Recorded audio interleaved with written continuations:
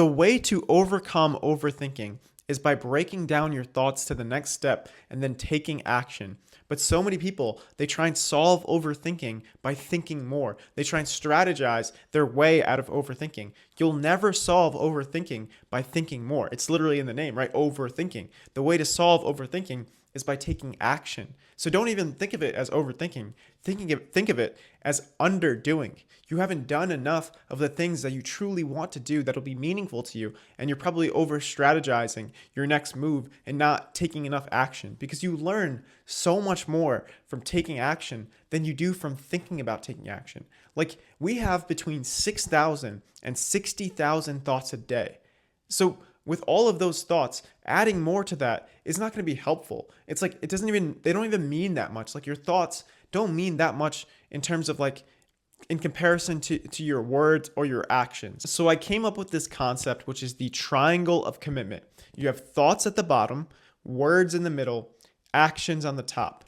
Actions being the most important because it takes more commitment to actually act on something than it does to just say something or to think about something. Because we have between 6,000 and 60,000 thoughts a day, and we say way less words than that, and we take way less actions. So it takes commitment to actually act on something. So whenever you're overthinking, just try and move up the triangle of commitment. Try and put into words what you're thinking and break it down to the next step so that you can take action. Because the more you take action, the more you learn. Like, you learn so much more from making a video than you do from planning to make a video. So like, now I've posted for over 100 days in a row. The reason I've been doing this is because I know that from taking action, I'll learn so much more than just strategizing one video. Like, I know I've learned so much about speaking on camera, scripting, coming up with video ideas, creating thumbnails. Like, there's so many things I've learned from just making a ton of videos, because people typically overthink when they're starting new things, right?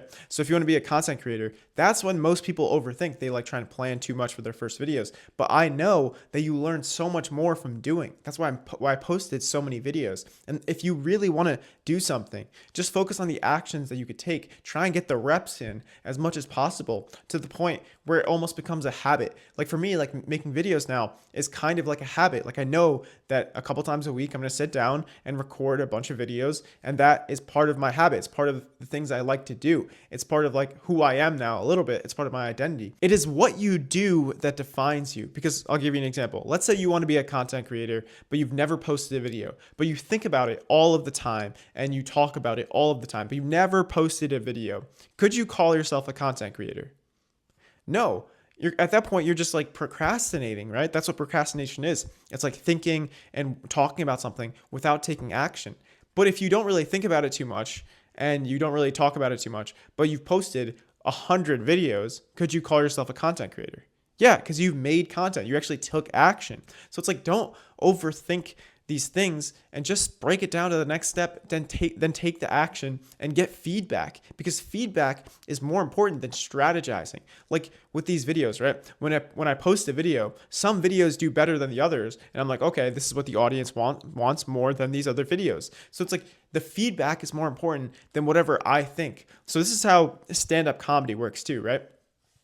How it works is you test out your jokes in front of an open mic crowd, and the things that are funny, you'd move on to the show. So you try them over and over again until they're funny, or you throw out the jokes, but you test them, you get feedback. It's so important. It's the most important part of stand-up comedy is feedback, because then you know it's funny. So when you see a stand-up comedy special, like someone who's like Dave Chappelle, someone who's been doing it for 15, 20 years, he's done the same jokes for that hour, like, I don't know, 20, 30 times, at least 20, 30 times, sometimes up to like 100 times that they've done the same joke over and over and over again. So they know it's going to get laughs, and they know how to react if someone heckles at a certain point. Like, they know it because they've just done it so many times, because you have to get the feedback to actually know what's good. And that's more important than what you think is good. Like, a stand-up comedian can't really just go on stage, talk for an hour and completely crush. Like that's extremely difficult to do. You need to test out your jokes in the same way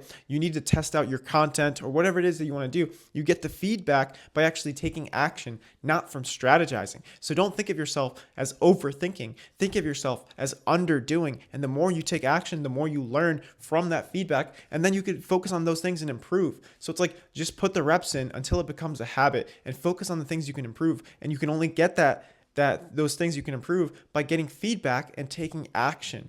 So of course it won't be easy at first. Like it takes time and effort to take action. That's why it's holding you back, is because it's not necessarily easy. But even though it won't be easy, it will be worth it. Life's not easy, but it's worth it. Take care.